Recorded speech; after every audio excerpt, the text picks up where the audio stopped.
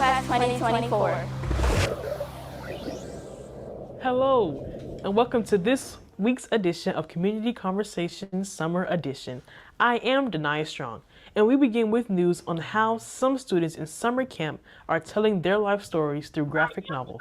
Community Conversations, Cameron has a story. Thank you, Ms. Strong. I'll take it from here. A remarkable group of summer campers, who many of whom struggling and feel reluctant, have embarked on a creative journey that transcends traditional storytelling.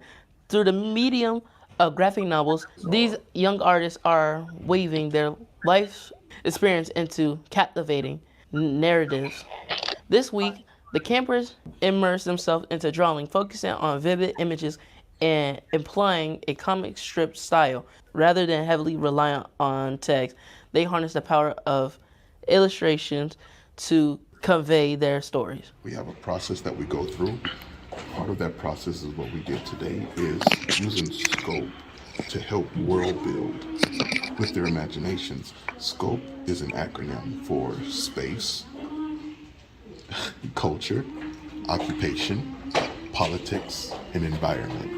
We use that to try and get them to develop a world outside of the one that we live in, or one that we do have, just the way they see it. But instead they tied her up and was going to feed her to the big, tall creature. It was a Vegasaurus. I made that up. That was good. The result: a dynamic blend of visual storytelling that engages even the most hesitant readers. Facilitators at the camp emphasize the benefits of graphic novels for literacy development.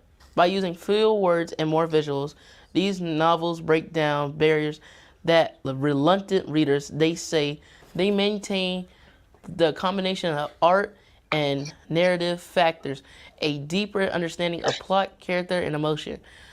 Moreover, graphic novels can ignite a passion for reading, helping kids build positive association with books. For Community Conversations, I'm Cameron Cole. I'm Daniela Borg from Costa Rica, and welcome to Community Conversations Summertime Edition. Today I will be talking to you about the upcoming election. With 147 days left until the U.S. presidential election, the race is a dead heat.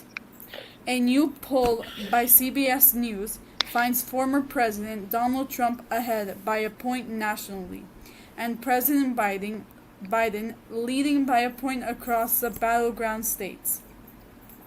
As far as the issues that matter to voters, the economy and inflation took the top spots, followed by crime and border policies. Former President Trump's recent criminal conviction was far down the list, and CBS News pollsters say has not dramatically shaped the race. For Community Conversations, I am Daniela. In other news, this past weekend, the promenade at the Riviera Beach Marina was transformed into a local version of the United Nations Assembly as people from around the globe attended the 2024 Riviera Beach Multicultural Festival. Community Conversations' Nadine Montes tells us about the event, which organizers said was a success. Indeed it was. As you said, Denia, the Riviera Beach Promenade is usually a busy place on Sundays because of the tiki market. But last Sunday, it was hot, both literally and figuratively, for the 2024 Riviera Beach Around the World Multicultural Festival. This free family-friendly event promoted the cultural diversity within Riviera Beach and Palm Beach County through music, dance, art, food, and more. There was a live DJ and event of Palm Beach popular R&B band, J Sharp Band. Attendees also brought items from unique cultural vendors and received information from a variety of local businesses, nonprofit, and community organizations. Undoubtedly, the highlights was the opening ceremony where children carried the flags of several countries. Representatives from each country displayed artifacts, memorabilia representing their homelands. Some shared food samples. Organizers said staying true to the organization's mission, the festival placed local youth at the center of the celebratory and educational experience. For Community Conversations, I'm Nadine Montes. Happy Summertime Community Conversations Edition. My name is Emilia Dos and I'm from Costa Rica, and today I will be reporting about a man's best friend. A real life lassie, you name it, they all apply. A pooch in Oregon has achieved hero status for running 4 miles to get help after his human missed a turn and flipped his truck down a remote embankment. 4 dogs were in the vehicle at the time. 3 stayed with Brandon Garrett through the night. Well, one somehow made its way back to Brandon's campsite to alert family that something was wrong. Brandon was eventually found 100 yards from his truck, injured, and until rescue crews arrived, unreachable. Latest reports say the driver is banged up but okay, and 2 of the dogs are being treated for broken bones. All are expected to make a full recovery thanks to the still unnamed heroic canine. For Community Conversations, I'm Emilia Dos. Several young boys from our community attended the Summit of 7 Boys and Men Conference, held at the Eastern Florida State College in Melbourne campus this past weekend. This annual event, now in its 30th year, brings together boys and men of all ages for a weekend of inspiration, education, and empowerment. The conference kicked off on Friday evening with a lively festival at the EFSC, featuring motivational speakers, prizes, and delicious food. Despite the rain, the boys arrived with enthusiasm, eager to learn and connect. The event was open to the public, fostering a sense of community and shared purpose. On Saturday morning, the boys delved into workshops led by experts from various fields, law enforcement officers, public safety personnel, educators, and other professionals shared their knowledge and experiences. Topics covered included financial literacy, education, entrepreneurship, mental health, and public safety. The boys actively engaged in discussions, asking questions, and absorbing valuable insights. Robert Dodd, who accompanied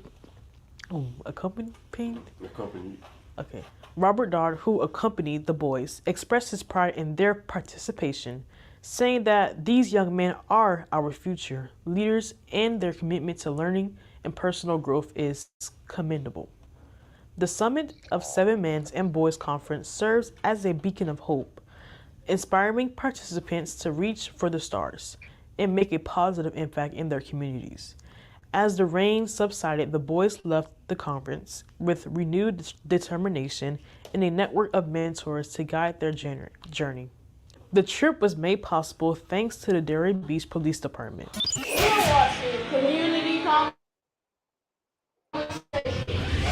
Let me remind you that our Fund the Future of Journalism campaign is in full swing, and we hope you join us.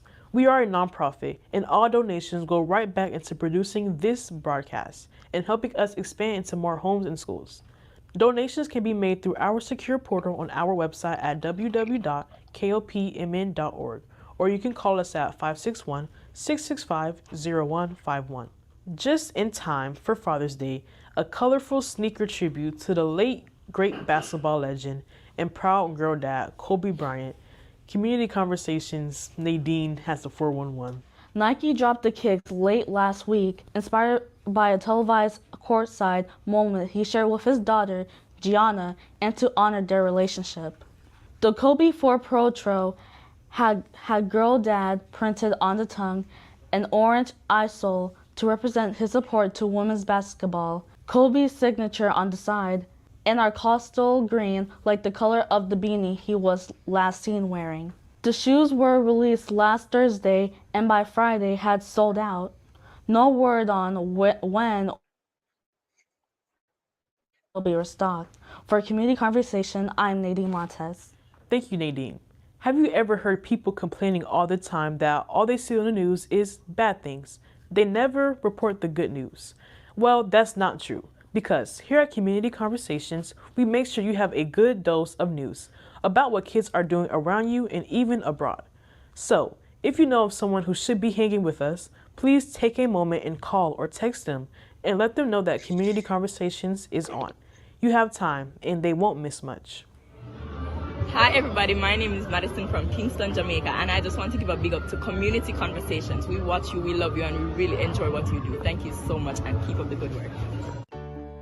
Here at KOP, we believe that leadership training prepares youth to manage their time, work in a team setting, set goals, start conversations, facilitate meetings, and make effective presentations, all of which are positive life skills that they will carry into adulthood.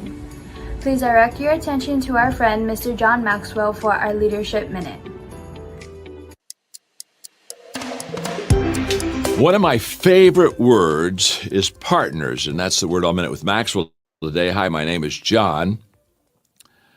The reason I love that word is because it's the best way to maximize positive outcome. Let me explain what I mean. You and I, when we just improve ourselves, we improve ourselves, but it's incremental because we're just one and there's certain limitations to that improvement. But the moment that I come alongside of you and we partner together, I get all of your influence and you get all my influence. I get all of your networking and contacts and you get all of mine. In other words, you open up a whole new world to me that I receive rather quickly, not because I earned it or even deserved it, but because we partnered with each other. That's why I love the word. You see, I'm 72. I mean, my days are kind of short. If I'm going to really accomplish a lot more, I'm going to have to do that by partnering with people just like you. That's why in my Laws of Teamwork book, I write, one is too small of a number to achieve greatness. It takes a partnership. I need you. You need me. We need each other. Thanks for joining me today on Minute with Maxwell. Those new tiles are falling right into place until you run out. What are those called again? Oh, right. The Home Depot app is made for doing that doesn't miss a beat, so you can find what you need fast and keep things moving in the right direction. For doing that doesn't stop, download the Home Depot app. It's made for doing.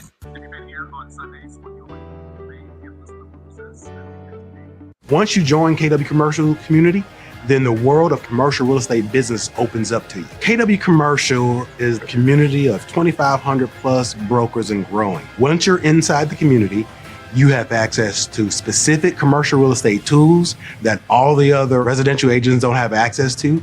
You have access to specific training on showing you how to become a top producing commercial broker. You have networking events, you have masterminds, you have a marketing package. You also have the relationships with other people who are in the community who have experienced success at a higher level or a different market that you can tap into and learn and grow from. We have the answer within our organization.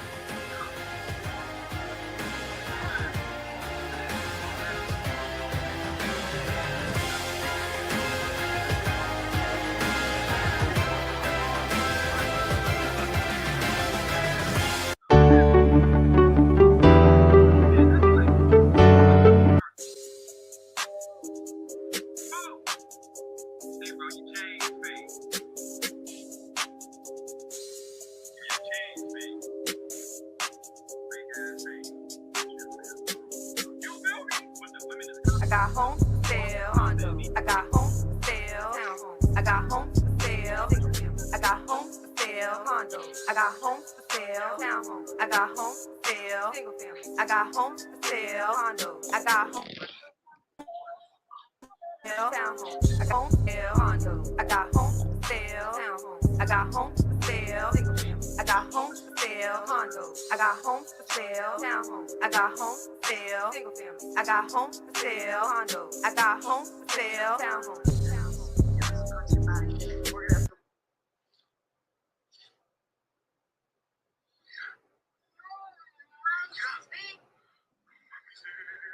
If this is your first time hanging with us, welcome.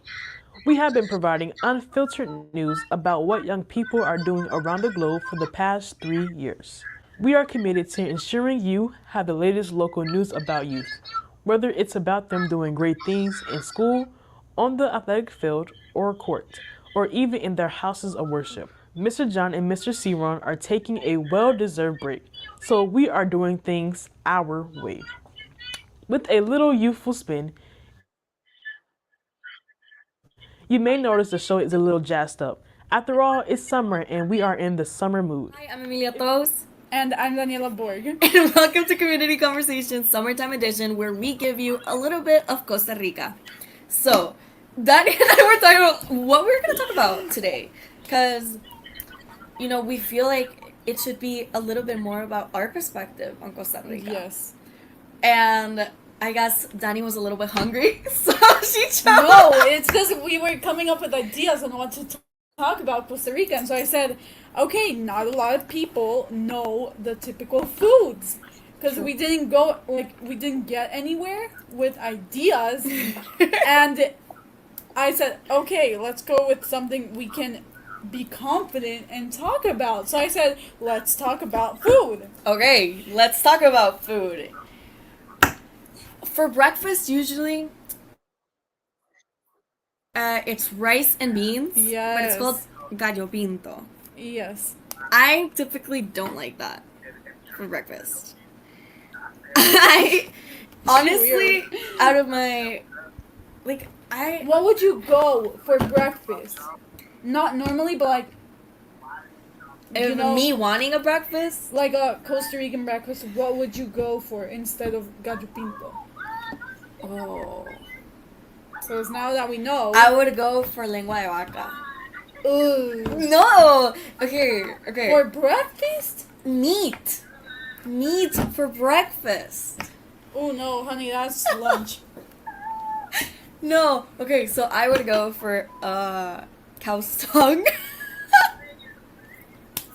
It's in this sauce and stuff, and there's potatoes and little salad that goes along with it. It's a whole the shebang. It's very good.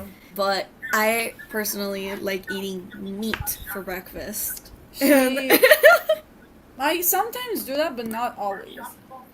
Not always. Pero gallo pinto is good, for breakfast. Yeah, it hits. I mean, I would eat, if I were to pick a Costa Rican dish for breakfast, I would pick, I pretty much not daily, but I pretty much almost eat gallo pinto, or you can eat gallo pinto in lunch. Honestly, but breakfast would be for me either gallo pinto, eggs, salchichon, which is like sausage. Yeah. Or this is gallo pinto. Yeah. But it's this, and then they pair it with eggs, scrambled eggs, and then there's plantain. Yeah, there's beans, and then sausage, which is, and then tortillas that you make, and also avocado or any fruit. Yeah, I feel like it's a heavy breakfast. Not gonna lie, it's a heavy breakfast of champions. True, but I would go for that or tamales for breakfast. Yes, tamales are usually, I don't know. I feel like I mean, besides Christmas time, I feel like I only associate. I don't even eat tamales on a regular basis, but when you have them on Christmas time, the leftovers tamales feels like you're still at Christmas dinner. You know what I mean? Oh my god. Wait, what does tamales actually have though? What? Have you not had tamales? No, pero o sea como que what es la masa? How is la masa made? Yeah. I mean, I think it's como flour. Como basic it's things. like we're gonna Google it. I don't know how to explain what a tamal is. It's basically like dough. It's a dough it's like empanada dough, kind of raw. Okay. But you can eat it raw. Then with meat or something inside and carrots. Latin American or Latinos watching this know what a tamal is. You know, maybe you call it a different thing. But this is what a tamal is. Oh my god, that's right. It's right. Hold up. Yes, that. No, it's that. And then they wrap it up in Una hoja. in a leaf. This is a tamal, like the leaf. Wrapped up. It's like all pretty with like a little string. That it's is like typically... this kind of string. They just like No. That is legit how they give it to you. They hand it in wrapped in like a leaf with a string. Yeah. And you have to like unwrap it like as a present. You know what I mean? Yeah. And then a lot of like family traditions are that you make them with your family. Yeah, and I don't make them. Me neither. I don't make them. I buy them.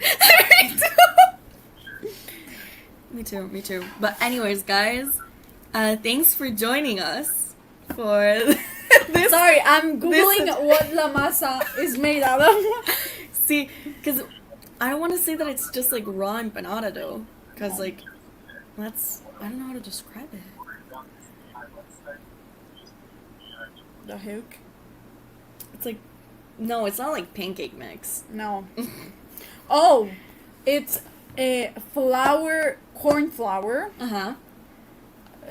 Filled with various ingredients. I'm reading it based on the Wi-Fi. No, internet.